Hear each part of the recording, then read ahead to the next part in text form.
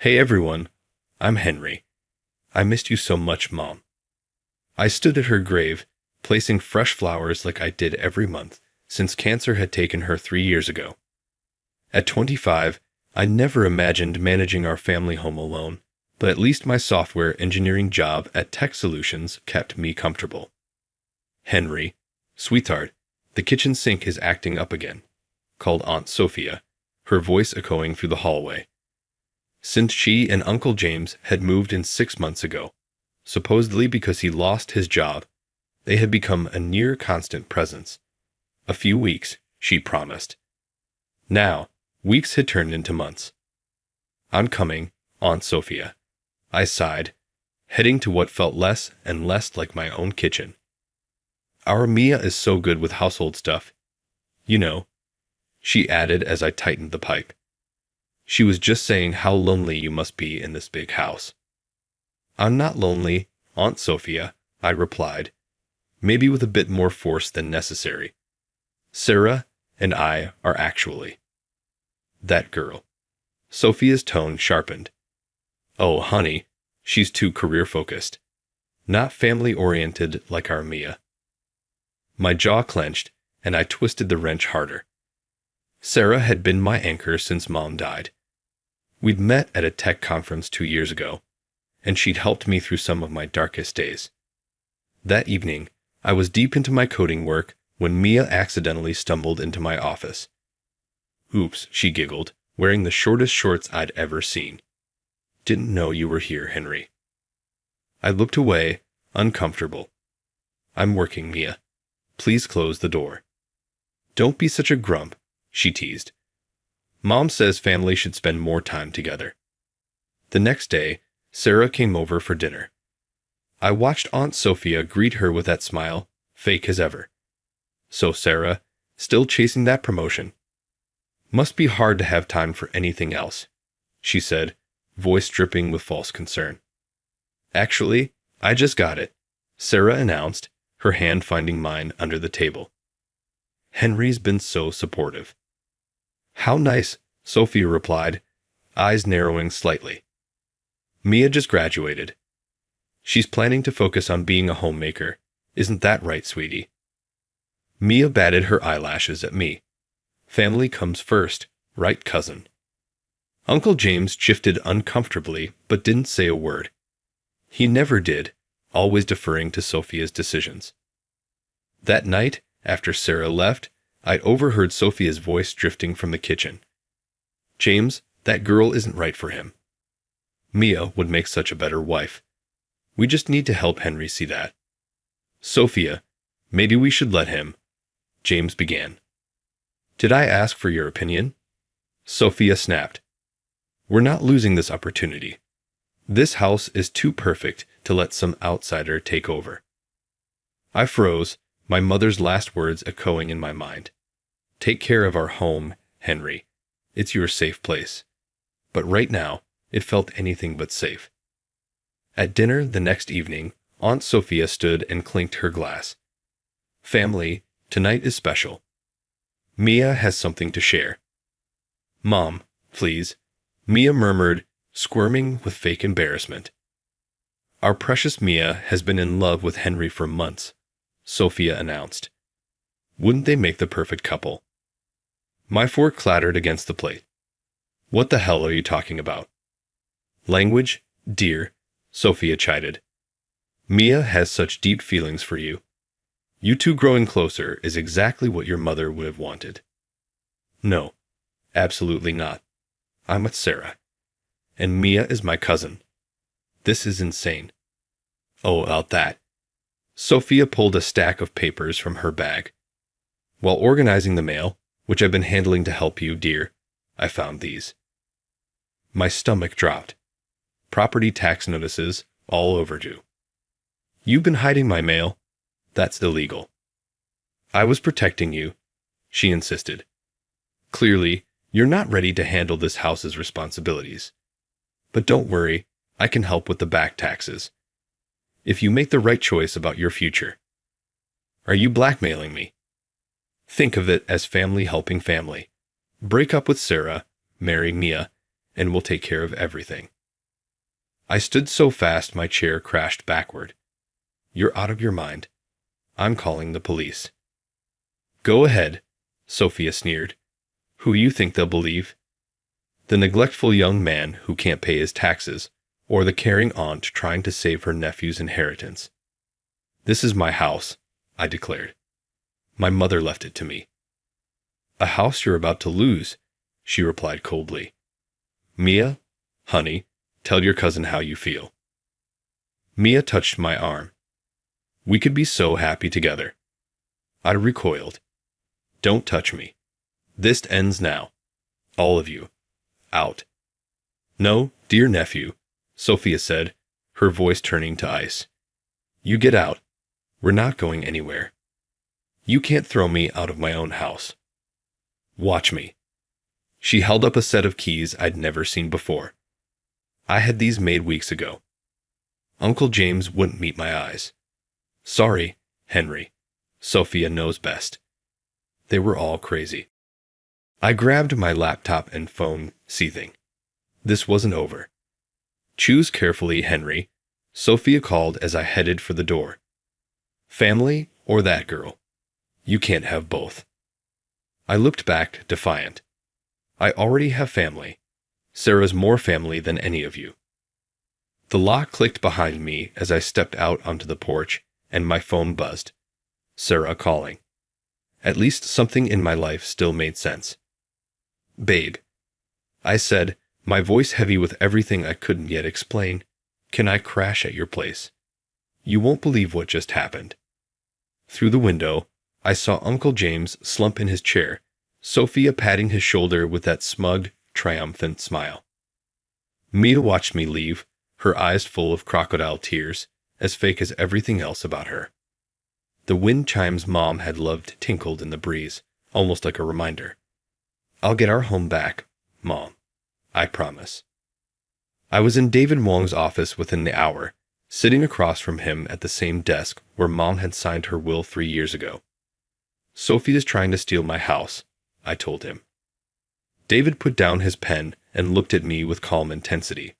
Slow down, Henry. Start from the beginning. As I explained, David flipped through files, his brow furrowing. Suddenly, he stopped cold.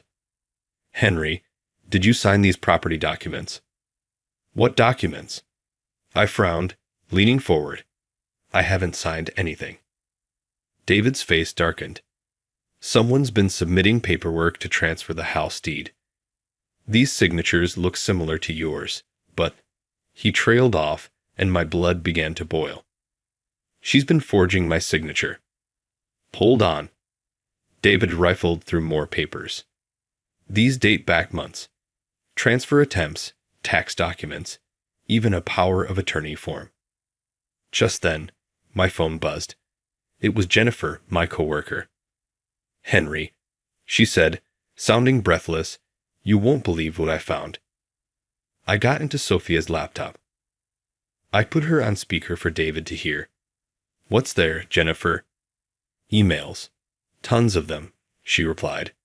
She planned this whole thing. Your uncle never even lost his job. She made him quit. She's wanted that house from the moment your mom passed. David's eyes widened, and I clenched my fists. There's more, Jennifer went on. She's done this before. 3 different companies reported fraud after she left. Faked expense reports, stole client information, the whole 9 yards. Just then, Sarah burst into the office, a folder in her hand. Henry, remember when you said Sophia worked for that accounting firm? I had my firm's financial crimes department look into it. She's been evading taxes for years, and not just for herself. She's helped clients hide money too. David, listen to this. Jennifer continued, reading from Sophia's emails. James, stop being a coward. Once we get the house, we'll flip it and split the profit. Henry's too knave to stop us. Mia knows what to do. My stomach twisted. Even Mia was in on it. Sarah's eyes were fierce as she held my hand. Wait. David pulled out another set of files, his expression turning grim. Henry, it's worse than you think. Sophia tried this before, with your mother's sister, Jenny. She tried to manipulate her out of her business, and Jenny ended up moving to Canada to escape. That's why Aunt Jenny cut off contact. I muttered, the pieces finally clicking. Sophia told me Jenny stole from Mom. Jennifer chimed back in. There are emails about other family members too. She's been running cons like this for years. David adjusted his glasses, resolute. Henry, we have enough here for criminal charges. Fraud, forgery, mail theft. Then let's show her how it's done. I stood up, determination hardening inside me. What's our next move? First, we document everything, David said. Then we wait. Sarah's eyes lit up. I just remembered something from law school. If we play this right, we can nail her on federal charges. I glanced at a photo of my mom hanging on David's wall. Sophia thought she could steal my mother's legacy. It was time to show her how wrong she was. David started making calls, while Jennifer kept digging through emails, and Sarah jotted down notes with that fierce, focused look I loved. You messed with the wrong family, Aunt Sophia, I muttered. The wrong family entirely. Days later, Sarah, David, and I watched from across the street as IRS agents marched into Sophia's office. Our anonymous tip had started an avalanche, and now there was no going back. Mrs. Chen, one of the agents announced, we need you to come with us. The lead agent's voice echoed across the office. There must be some mistake, Sophia stammered, her face going pale. No mistake, the agent replied, holding up a thick folder. We have evidence of systematic tax evasion spanning 8 years. Right on cue, Sophia's former boss burst through the door, red-faced. Sophia, the audit revealed everything. The missing client funds, the fake accounts. You can't prove anything, she snapped. Actually, we can. The agent's tone was resolute. Your nephew provided quite the paper trail. 2 weeks later, I stood by the window of my home, finally restored to me, watching as Sophia was escorted out in handcuffs. 7 counts of fraud, 3 of forgery, and 1 very angry IRS. Mia ran up the driveway, desperation in her eyes. Henry, you have to help Mom. Like she helped forge your college transcripts. I held up a letter from the university's investigation board. They know everything, Mia, including how Sophia helped you cheat your way through school. Her face crumbled. But we're family. No, I said firmly. Not anymore. Uncle James arrived later that afternoon, looking years older. Henry, he began, his voice heavy with regret. I'm so sorry. I had no idea about the debt she hid or the lies she told. I filed for divorce. Good for you, Uncle James, I replied, my voice gentler than I expected. Maybe you'll find your backbone in the process. Just then, my phone buzzed. A promotion notification. Senior software architect.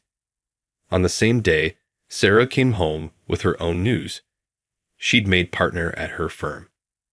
Babe, I said, taking her hands, will you marry me? I dropped to one knee in our backyard, the wind chimes Mom loved singing softly above us. Sarah's eyes sparkled with happy tears. Yes, 1,000 times, yes. A week later, a letter arrived from the county jail. I recognized Sophia's handwriting. Dear Henry, I'm so sorry for everything. Can we please talk? Family should forgive. I dropped the letter into the shredder without reading further. The local newspaper summed it up.